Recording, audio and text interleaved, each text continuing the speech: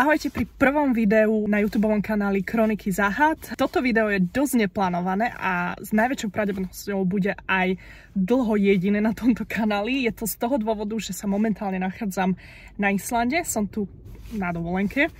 A keďže mi ostáva ešte pár hodín, respektíve pol dňa pred odletom naspäť na Slovensko, rozhodla som sa zmapovať pre vás jeden krimi príbeh, jednu záhadu, ktorá sa tu odohrala. No a táto záhada je veľmi kontroverzná, je veľmi známa na celom Islande. A tak mi napadlo, tým, že mám voľný čas a zhodou okolností naše ubytko je mesto vedľa, kde sa táto záhada alebo tento prípad odohral, prečo neísť a prečo nezmapovať tento prípad a nepriniesť vám v podstate autentické zábery z miesta činu. Poďme si teda povedať, o aký príbeh ide a prečo je tak strašne kontroverzný aj po 50 rokoch. Ráno 26. januára 1974 sa 18-ročný muž menom Gudmundur Einarsson vybral do baru niekoľko kilometrov južne od Reykjaviku. S ďalšími priateľmi nakoniec zakončili večer na diskotéke. Gudmundur opustil párty v skorých ranných hodinách a rozhodol sa ísť do 10 kilometrov vzdialeného domu pešo. Naposledy bol videný, ako sa snaží stopovať cestou domov s neznámym mužom, ktorého jeho priatelia nepoznali. Obaja muži boli zjavne opití. Gudmundur sa tej noci nedostal domov a už sa o ňom nikdy nepočulo. Dobrovoľné patracie skupiny hľadali Gudmundura niekoľko dní, ale bezvýsledne. Asi 10 mesiacov neskôr, 19. novembra 1974, zmizol ďalší muž. Tentoraz išlo o stavebného robotníka menom Geirfinnur Einarssona z Keflavíku, iba pár kilometrov od islandského letiska. Geirfinnur bol naposledy videný doma svojou manželkou. Práve doma Geirfinnur obdržal záhadný telefonát, ktorý ho vyťahol z domu do chladného počasia. Namieril si to do Keflavíckého prístavu, kde zaparkoval blízko kaviarne. Nechal kľúče zapalovaní, vystúpil z vozidla a už ho nikto nikdy nevidel. Druhá patracia akcia toho istého roku nenašla žiadnu stopu po Geirfinnurovi, čím dve zmiznutia za menej ako rok bez akýchkoľvek stôp vyvolali zvýšenú pozornosť spoločnosti. To viedlo políciu k zvýšenému úsiliu zistiť, kto volal Geirfinnurovi. Všetko avšak bezvýsledne. Dvaja tínedžeri a zamestnanec kaviarne, kam sa mal dostaviť Geirfinnur, opísali muža, ktorého videli telefonovať z telefónnej budky pred kaviarňou. Z týchto opisov polícia následne urobila hlinenú bustu mužskej tváre, ktorú prezentovala v televízii. Keflavik je malé mesto, takže keď nikto nevedel identifikovať muža, polícia predpokladala, že neznámy nepochádza z mesta alebo samotnej krajiny. Po roku nemala polícia v rukách žiadnych podozrivých, dôkazy či tela nezvestných mužov. Okolo prípadu sa však začali šíriť klebety, čo viedlo k zvýšenému tlaku na úrady. To sa skončilo zatknutím Sævara Siselského a jeho priateľky Erly Bolladóttir, dvoch mladých kriminálnikov a podvodníkov. Sævar bol miestnym zločincom so záľubou v kradnutí alkoholu či falšovaním šekov. Krátko potom, čo sa Geirfinnur stratil, si Erla a Sævar kúpili jednosmerné letenky do Kodane s peniazmi, ktoré spreneverili v Erlinej práci.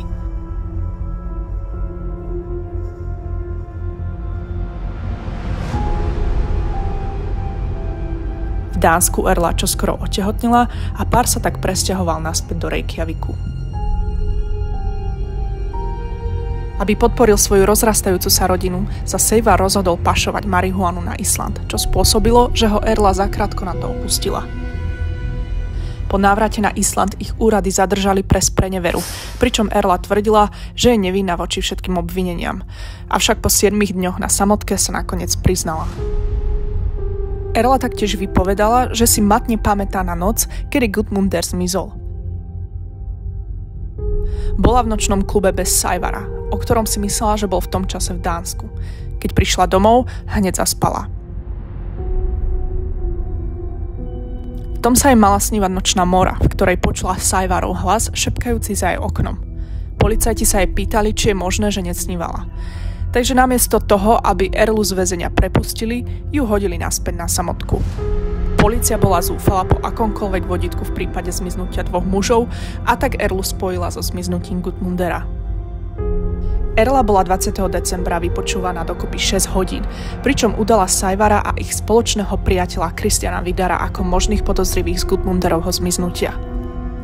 Spomenula tiež, že je zmetená z toho, keď prišla 27. januára 1974 domov, deň potom, čo Gudmunder zmizol, a zistila, že jej chýba posteľná bielizeň. Vyšetrovatelia vypracovali priznanie, ktoré hovorilo, ako videla Saivara a 3 ďalších dnes telo Gudmundera zabaleného v chýbajúcej posteľnej bielizni. Erla to popísala potom, čo ju policajti nechali na samotke niekoľko dní. Na ďalší deň bol Saivar, ktorý bol od zatknutia vo väzbe taktiež vypočúvaný, a to 16 hodín počas 2 dní. Počas tejto doby podpísal priznanie, kde sa obviňoval z Gudmunderovho zmiznutia. Saivar počas priznania identifikoval ešte 2 ďalších komplicov, Tryggvia Runara a Alberta Klana. Christian Vidar, Tryggvi Runar a Albert Klan. 3 muži, o ktorých hovorila Erla a Saivar, boli zatknutí a držaní na samotke niekoľko dní, kým sa taktiež nepriznali. S jedným vyriešeným zmiznutím sa polícia obrátila na rovnakých podozrivých aj v prípade druhého, pričom všetkých umiestnila opäť na samotku, kým sa 3 z nich nepriznali. Na nešťastie pre políciu výpovede 3 mužov sa neustále menili, či už išlo o miesto činu alebo o iné detaily týkajúce sa zmiznutí. V jednej z verzií týchto priznaní Vidarson spomenul, citujem, cudzovyzerajúceho muža, ktorý mal ostatným mužom pomôcť so zavraždením Geirfinnura. Tento cudzovyzerajúci muž bol nakoniec identifikovaný ako Gudjon Skarphédsson. Gudjon bol bývalý učiteľ Saivara. Keď bol Gudjon prvýkrát zatknutý, tvrdil, že si na osudnú noc nepamätá, ale po 17 dňoch na samotke vypovedal o opaku a k vražde Geirfinnura sa priznal. Gudjon bol zatknutý 12. novembra 1976, pričom pôvodne tvrdil, že si nespomína na osudnú noc, o ktorej sa hovorilo, čo bolo v tomto prípade takmer pred 2 rokmi. Avšak po 17 dňoch samotky prišlo k priznaniu aj u posledného podozrivého. V decembri 1976 sa tak Erla, Saivar, Christian, Gudjon, Tryggvi a Albert priznali k účasti na vraždách. Napriek tomu, že všetci podozriví demonštrovali hmlistú spomienku na udalosti, skutočnosť, že Erla, Saivar a Christian sa neskôr snažili odvolať svoje priznania, súd zamietol. Aj napriek tomu, že neboli nájdené žiadne zavraždené tela, ich súd v decembri 1977 uznal vinnými. Albert strávil na samotke 88 dní, Erla 241 dní, Gudjon 412 dní, Tryggvi 627 dní, Christian 682 dní a Saivar neuveriteľných 741 dní. Viac ako celé 2 roky na samotke. Pravidelne im bolo zakazované spať a boli neustále vypočúvaní.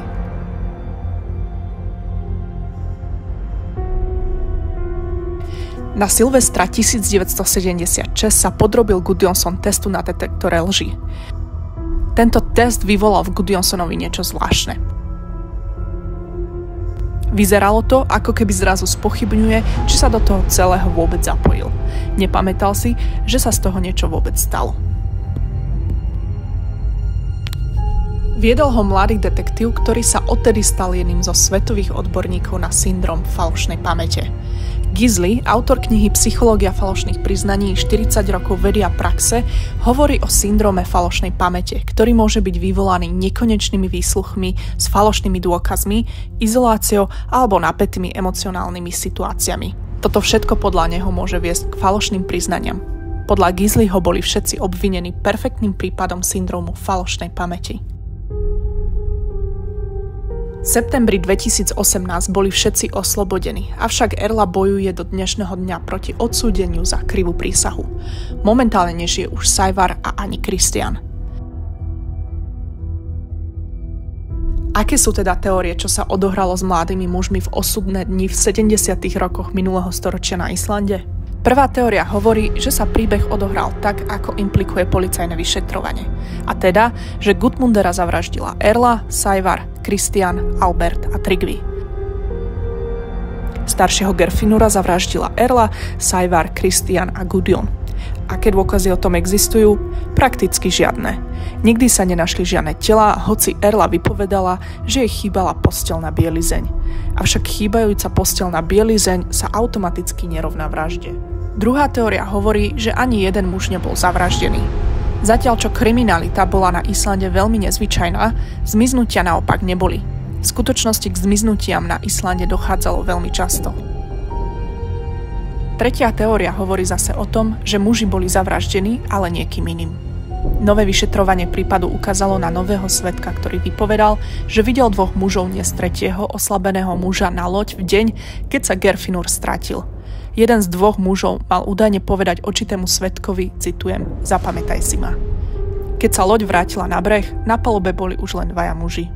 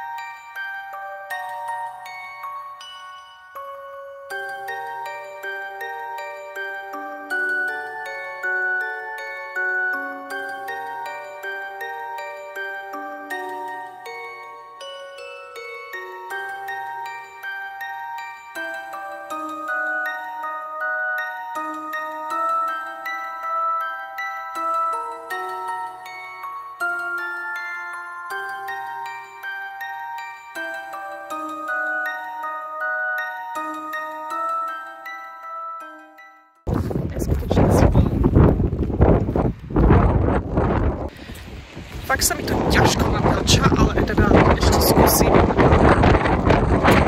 Kriminalita na Islande je vo všeobecnosti dosť nízka.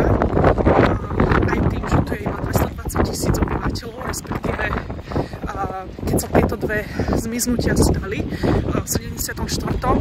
Island mal iba 220 000 obyvateľov, čo je ekvivalent myslím, že Košic, respektíve Košice majú trošku viac ľudí, trošku viac populácie. A pokiaľ ide o rozlohu, tak podľa toho, čo som pozerala, je Island dosť podobný veľkostne Maďarsku. Takže